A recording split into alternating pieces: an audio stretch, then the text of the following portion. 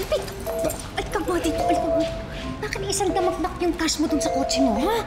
Eh, sabi mo, di ba kumuha ako ng konti? Eh, yun ang kinuha ko sa bangko. Eh, magkano? 10 milyon. Yun, sabi mo eh. 10 milyon? Oo nga. Pero bakit naman kinash mo? Bakit cash? Naku, Diyos ko talaga nang naluloka na ako sa'yo. Hindi mo ba lang ba naisip na pwede kang ambushin ng mga holdapper? Ang dami-dami mong cash doon sa kotse mo. Oo nga, no. Alam ko na, i-deposito na lang natin. Sir, excuse me po. Lampas na po yung number ninyo. 31 na po eh. 30 po yan. Paano gagawin ko? Ay, kuha na lang po kayo ng bagong number. Ay, hindi na, kuya. Okay. Hindi na. Kasi kilala ko naman yung bank manager eh.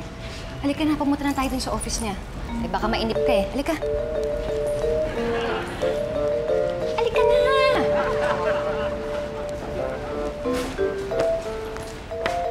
Hi, Miss Camille! Hi, Miss Maricar! How are you?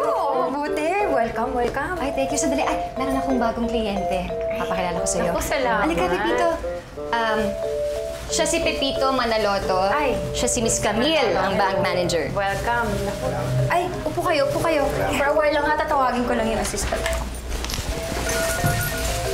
Lynn, halika muna dito sa lobby. Yes, Mom. Oh, thank you ha. Dito kayo magbubukas ng account. Siya yung nag-recommenda ng bangko. Ayan. Lynn, this is Mr. Manaloto. Magbubukas siya ng bagong account. Assist mo ha. Yes, Teka Ma'am. muna siya Pepito. So, ang gagawin. Dala mo na ba yung mga identification papers mo tsaka yung mga pictures? Oo. Binilin ko sa'yo. Nasaan na? Yung tatlo? Oo. Okay, Ma'am. Yan.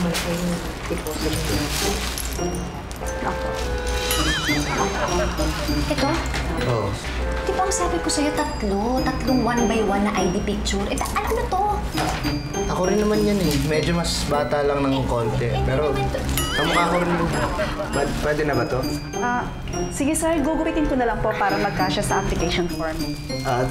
Gugupitin mo. Hindi. Ipo-photocopy na lang niya bago mo gupitin. Yes, Ma'am. At saka ingatan mo ha, huwag mo gugusitin. Opo.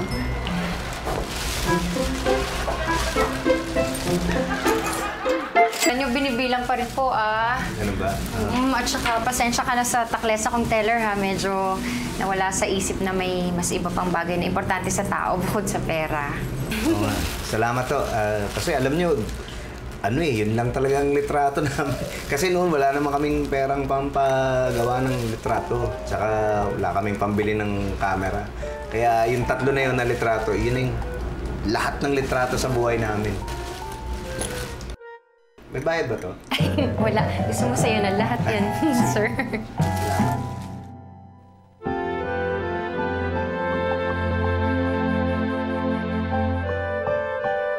Alam mo, nabanggit mo na lang din yan.